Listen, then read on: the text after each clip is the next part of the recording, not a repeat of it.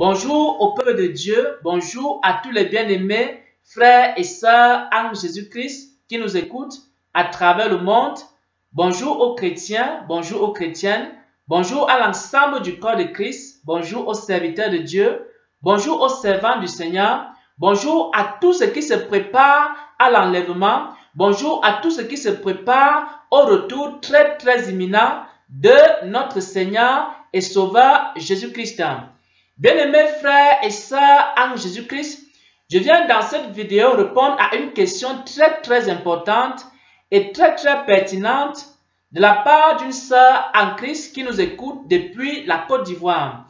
Bien-aimés frères et sœurs en Jésus-Christ, il y a une sœur en Christ qui nous a écrit le 8 mai, depuis le 8 mai, elle nous a écrit, elle a posé une question. Et c'est une question très pertinente, c'est une question très importante.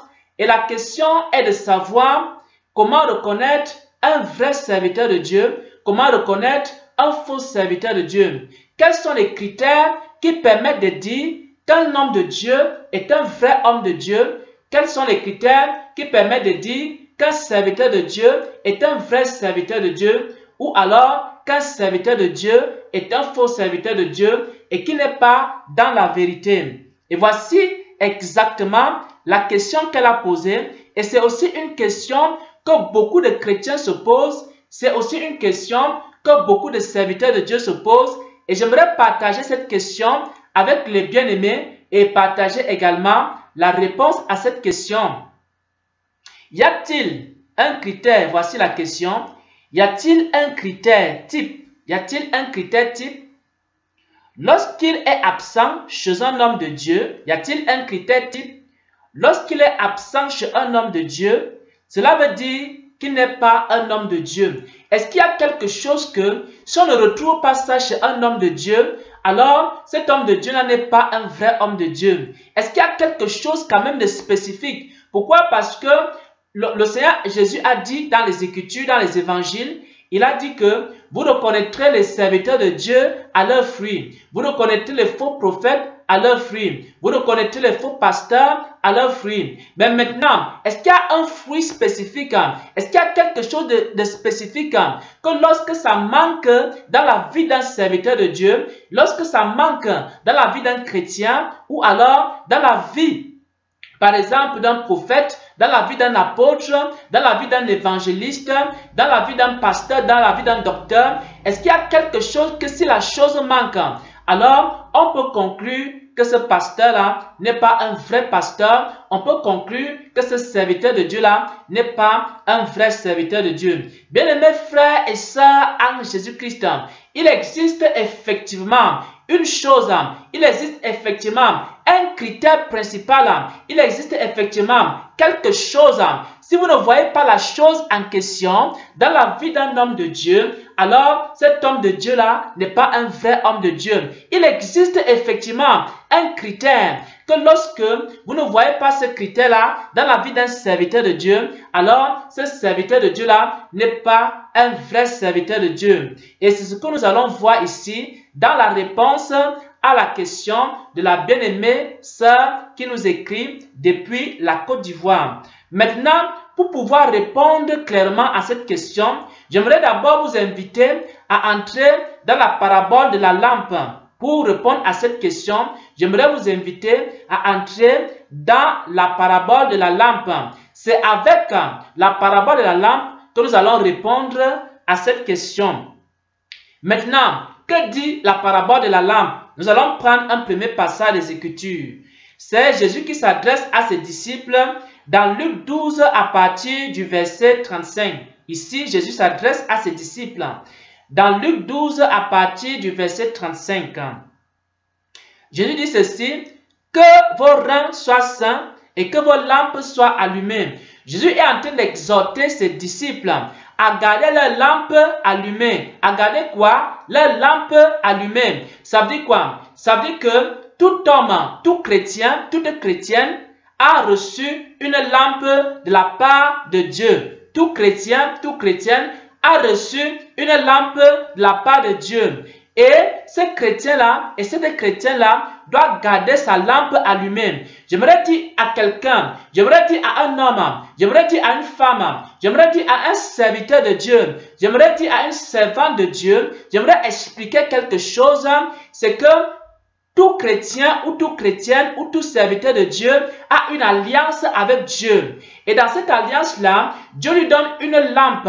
Dans cette alliance-là, Dieu lui donne une lumière. Dans cette alliance-là, Dieu lui donne l'Esprit de Dieu. Dans cette alliance-là, Dieu lui accorde une lampe. Et maintenant, il faut que ce chrétien-là garde sa lampe allumée. Donc, la responsabilité de Dieu, dans l'alliance que tu as avec Dieu en tant que chrétien, c'est que lorsque tu t'es repenti, lorsque tu t'es détourné de tes voies, lorsque tu as abandonné le monde et le péché qu'il y a dans le monde, Dieu t'a donné maintenant une lampe.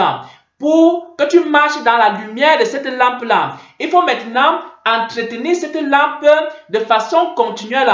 Il faut maintenant entretenir quoi? La présence de Dieu. Il faut maintenant entretenir quoi? La lumière de Dieu qui est venue dans ta vie. Lorsque tu as cru en Jésus, lorsque tu as cru en l'évangile, il y a la lumière de Dieu qui est venue dans ta vie. Il y a la lampe de Dieu qui est venue dans ta vie. Maintenant, toi, ta responsabilité, la responsabilité de Dieu, dans le contrat que tu as avec Dieu, sa responsabilité c'est quoi? C'est de te donner la lampe, la lumière. Et cette lumière-là représente l'alliance que tu as avec Dieu. Et maintenant, ta responsabilité en tant que chrétien, c'est de maintenir la lampe de Dieu allumée dans ta vie. Il faut que continuellement, constamment, la lampe de Dieu demeure allumée dans ta vie. Et si la lampe de Dieu est allumée dans ta vie, lorsque Jésus reviendra, il va prendre tous ceux qui auront gardé la lampe allumée. C'est pourquoi Jésus dit ici, dans Luc 12 au verset 35, il dit quoi? Que vos reins soient sains et que vos lampes demeurent allumées. Donc, le chrétien doit garder sa lampe continuellement allumée s'il veut entrer dans le royaume des cieux. Pourquoi? Si la mort te surprend alors que ta lampe est éteinte, tu es disqualifié pour entrer dans le royaume des cieux. C'est également ce que nous voyons dans la parabole de Matthieu 25. Dans la parabole de Matthieu 25, il y avait 10 vierges. Il y avait 10 vierges et parmi ces 10 vierges, il y avait 5 d'entre elles qui étaient folles et 5 d'entre elles étaient sages. Les vierges folles dans Matthieu 25 n'avaient pas gardé leur lampe allumée. Pourquoi? Parce que leur lampe était en train de s'éteindre. Ils n'avaient pas à garder assez d'huile. Ils n'avaient pas entretenu leur lampe en mettant de l'huile dans leur lampe et des réserves d'huile pour que leur lampe demeure continuellement allumée. Mais maintenant, les vierges sages avaient la lampe avec de l'huile dans la lampe et la lampe était constamment allumée. Donc, lorsque tu as reçu Jésus, lorsque tu as reçu le salut, lorsque tu as reçu la vie de Dieu en toi, ta responsabilité, c'est de conserver cette communion avec Dieu. Ta responsabilité, c'est de conserver la lampe de Dieu allumée dans ta vie. Maintenant, comment est-ce que l'homme conserve la lampe de Dieu dans sa vie? Pourquoi? Parce que la responsabilité de Dieu, c'est de donner la lampe. Pourquoi? Parce que Jésus a dit aussi dans Matthieu 5, verset 15, on n'allume pas une lampe pour la mettre sous le boisseau, mais on met cette lampe-là sur le chandelier. Qui allume la lampe, frère? C'est Dieu qui allume la lampe. Parce que Dieu est en alliance avec toi, il allume une lampe. Maintenant, ta responsabilité dans l'alliance que tu as avec Dieu, c'est de maintenir la lampe que Dieu t'a donnée, qui t'a donné de maintenir cela allumé jusqu'à son retour. Si tu gardes la lampe de Dieu allumée, alors à ce moment-là, tu es enlevé avec le Seigneur. Maintenant, comment est-ce que le chrétien doit donc garder sa lampe allumée?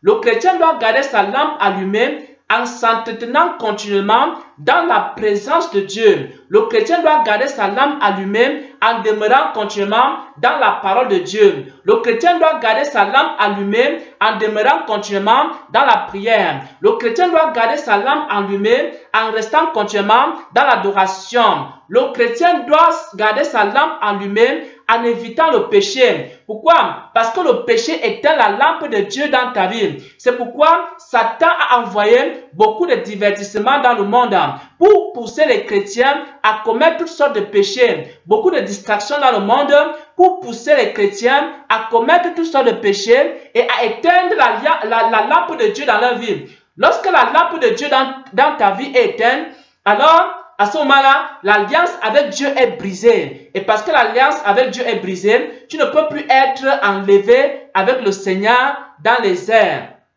Et toi, ta responsabilité, c'est de faire quoi? C'est donc de garder cette lampe allumée dans une vie continuelle dans la présence de Dieu et en t'éloignant du péché. Et le rôle de Satan, c'est de faire quoi? C'est d'éteindre ta lampe. En faisant quoi? En mettant des pièges sur ton chemin. En faisant quoi? En te poussant dans les distractions. En faisant quoi? En te poussant dans les divertissements. En faisant quoi? En te poussant dans les péchés. En faisant quoi? En te poussant dans les plaisirs de la chair. En faisant quoi? En t'empêchant de jeûner, de prier. En faisant quoi? En mettant les soucis dans ton cœur. Parce que toutes ces choses-là éteignent la lampe de Dieu dans la vie du chrétien. Or, le chrétien, pour maintenir son alliance avec Dieu, afin d'être enlevé, il a besoin de quoi? Que sa lampe soit toujours allumée et que sa lampe ne soit plus jamais éteinte. Voilà donc le mystère de la lampe. J'aimerais que, à partir de ce mystère, nous puissions répondre à la question de savoir qui est un vrai serviteur de Dieu, qui n'est pas un vrai serviteur de Dieu. Bien-aimés frères et sœurs en Jésus-Christ, la raison pour laquelle Jésus a envoyé des serviteurs, la raison pour laquelle le maître de la moisson a envoyé des serviteurs dans sa moisson, c'est pour aider maintenant donc les chrétiens qui ont reçu une lampe. Ils ont été envoyés, tous les serviteurs de Dieu, que ce soit des pasteurs, que ce soit des prophètes, que ce soit des évangélistes, que ce soit les docteurs, que ce soit ceux qui prophétisent, que ce soit ceux qui chassent les démons, que ce soit qui ont le don de guérison, que ce soit des apôtres, que ce soit n'importe quel serviteur de Dieu qui est envoyé sur la terre, il est envoyé pour une raison. Il est envoyé pour aider maintenant les chrétiens à faire quoi, frères et sœurs en Jésus-Christ. Les serviteurs de Dieu ont pour mission d'aider les chrétiens à garder leur lampe allumée.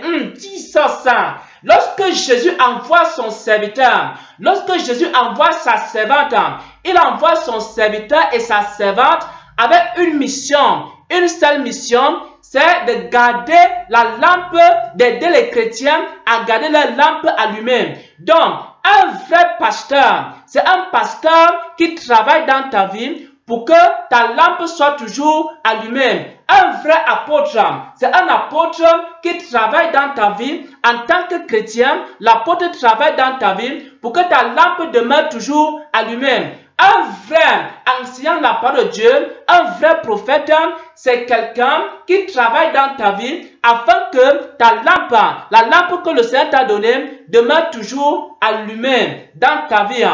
Et maintenant, c'est le rôle de tous les vrais serviteurs de Dieu.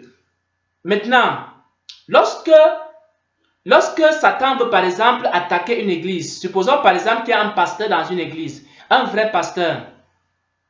Lorsque le péché veut entrer dans l'église pour que la lampe des chrétiens soit éteinte, alors Dieu avertit ce pasteur-là. Mais à condition que la lampe de ce pasteur-là soit aussi allumée. Pourquoi? Parce que si le pasteur lui-même, sa lampe n'est pas allumée, il ne peut même pas savoir si le péché va entrer dans l'église ou pas.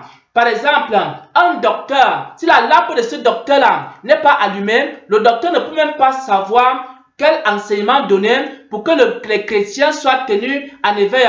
Un prophète dont la lampe n'est plus allumée, lui-même ne peut pas savoir quel message il doit donner et comment donner ce message-là pour que la lampe des chrétiens demeure allumée. Un apôtre, même s'il est apôtre, s'il n'a pas lui-même sa lampe allumée, il ne saura pas quel message donner pour que la lampe des chrétiens soit maintenue allumée. Maintenant, il y a certains hommes de Dieu, lorsque vous les écoutez, quand vous écoutez ces hommes de Dieu, vous avez seulement envie d'aller prier, frère. Il y a des hommes de Dieu que, lorsque vous écoutez, vous finissez d'écouter cet homme de Dieu-là, vous avez seulement envie d'entrer dans votre chambre, aller prier. Il y a des hommes de Dieu, frère. lorsque vous les écoutez, frère, ceux qui ont la lampe allumée, dis ça.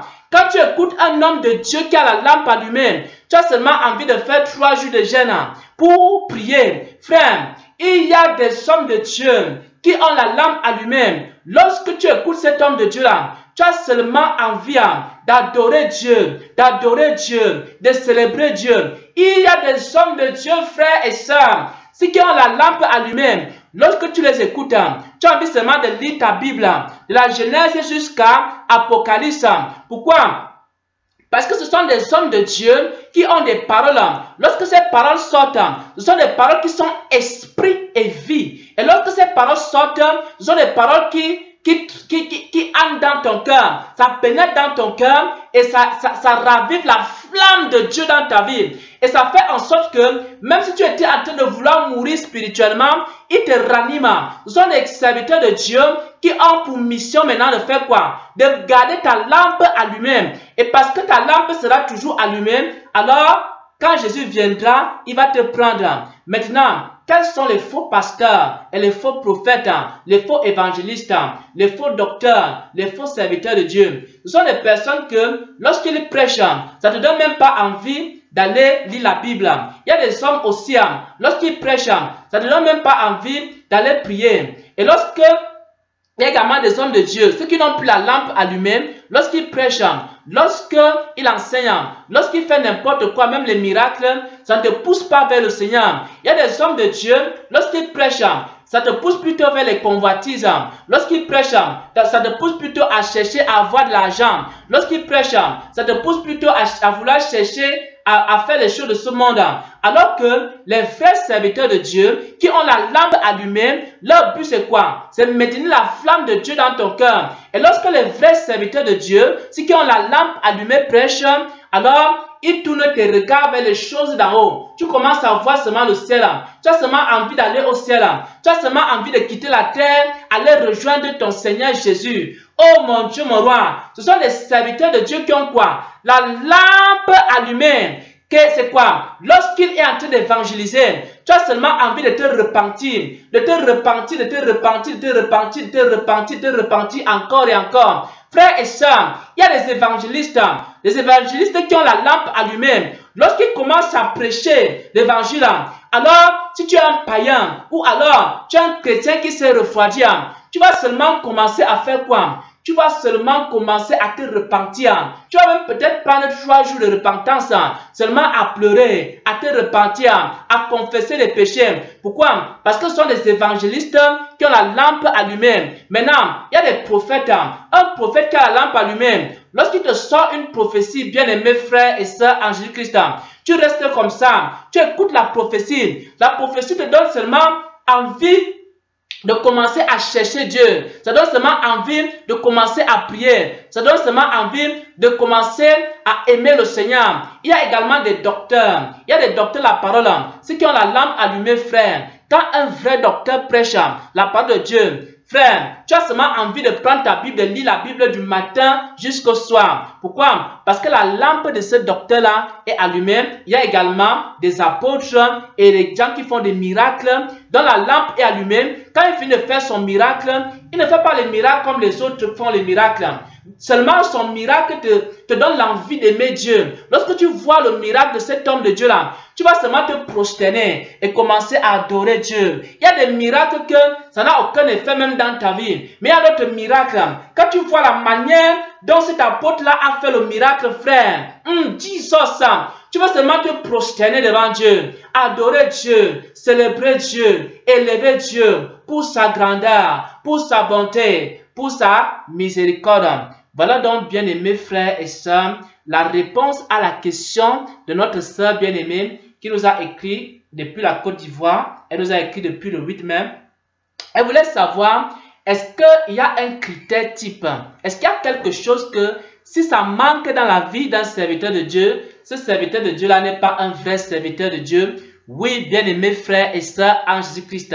Si un serviteur de Dieu n'a pas sa lampe allumée, alors à ce moment-là, c'est un faux serviteur de Dieu. Et maintenant, comment est-ce qu'on sait qu'un pasteur a la lampe allumée? Comment est-ce qu'on sait qu'un prophète a la lampe allumée? Comment est-ce qu'on sait qu'un évangile a la lampe allumée, qu'un docteur a la lampe allumée, qu'un apôtre a la lampe allumée? Comment on sait qu'un serviteur de Dieu a sa lampe allumée? C'est que lorsque ce serviteur de Dieu prêche la parole de Dieu, ça ranime la flamme de Dieu en toi. Lorsqu'un serviteur de Dieu qui a la lampe allumée prêche, alors ça met l'amour de Dieu en toi. Ça met en toi le désir de t'attacher davantage à Dieu. Ça met en toi le désir d'aimer plus le Seigneur. Ça met en toi le désir de davantage avoir une communion avec Dieu. Davantage avoir une relation avec Dieu. Et c'est ça les serviteurs de Dieu qui ont la lampe allumée. Le critère qui fait la différence entre les vrais pasteurs, les faux pasteurs, les vrais serviteurs de Dieu et les faux serviteurs de Dieu, c'est que certains ont leur lampe allumée et d'autres n'ont pas la lampe allumée. Et maintenant, ceux qui ont la lampe allumée, ils te seront utiles. Mais ceux qui n'ont plus la lampe allumée, ils ne te seront plus utiles. Pourquoi? Parce qu'un serviteur de Dieu qui n'a plus sa lampe allumée, il ne peut plus t'aider à entretenir ta propre lampe à toi. Or, souvenez-vous que lorsque Jésus revient, il vient chercher les chrétiens qui ont la lampe allumée. Ça veut dire quoi? Ça veut dire que seuls les serviteurs de Dieu qui aident les chrétiens à garder leur lampe allumée sont utiles pour l'œuvre de Dieu. Les autres serviteurs qui ne t'aident pas à garder ta lampe allumée, ils ne te servent à rien. Ils ne te préparent pas au retour du Seigneur et Sauveur Jésus-Christ. Donc, lorsqu'on vous dit d'aller vers les vrais serviteurs de Dieu, d'aller vers les vrais hommes de Dieu, il faut aller vers les hommes de Dieu qui ont la lampe allumée. Ceux qui prêchent, et lorsqu'ils finissent de prêcher, l'amour de Dieu grandit en vous. Ceux qui prêchent, lorsqu'ils finissent de prêcher, la sainteté grandit en vous. Ceux qui prêchent, lorsqu'ils finissent de prêcher, la crainte de Dieu grandit en vous. Ceux qui prêchent, lorsqu'ils finissent de prêcher, la vie de Dieu grandit en vous. Ceux qui prêchent, lorsqu'ils finissent de prêcher, vous êtes toujours maintenus dans la présence de Dieu. Et ainsi, l'amour de Dieu est toujours dans votre cœur. Pourquoi? Parce que ce sont des serviteurs de Dieu qui ont la lampe allumée. Au nom de notre Seigneur et Sauveur Jésus-Christ, j'ai ainsi répondu à cette question, la question de savoir quelle est la chose principale ou alors quel est le critère principal qui permet de savoir que tel serviteur est un vrai serviteur de Dieu et que tel autre serviteur n'est pas un vrai serviteur. C'est la parabole de la lampe, c'est-à-dire c'est le serviteur de Dieu qui entretient la lampe de Dieu dans ton cœur. C'est-à-dire que s'il y a un serviteur de Dieu qui ranime continuellement la flamme de Dieu dans ton cœur, continuellement, ses enseignements, ses prédications, quand il te prêche, quand il t'enseigne, quand il te donne des prophéties, des paroles de connaissance, des visions, des songes, des révélations, des miracles et tout ça, tout cela t'amène à t'attacher beaucoup plus au Seigneur, alors c'est celui-là qui a la lampe. Celui qui n'a pas la lampe, il ne peut pas le faire. Parce qu'il n'a pas cette capacité-là. Seul celui qui a la lampe peut également entretenir ta lampe à toi qui est dans ton cœur. Il peut t'aider maintenant à te préparer à l'enlèvement. Les autres serviteurs de Dieu qui ne te préparent pas à l'enlèvement, qui n'ont pas la lampe allumée, alors ils ne te sont d'aucune utilité. Ils ne sont non plus d'aucune utilité au Seigneur. Au nom de Jésus-Christ, Amen.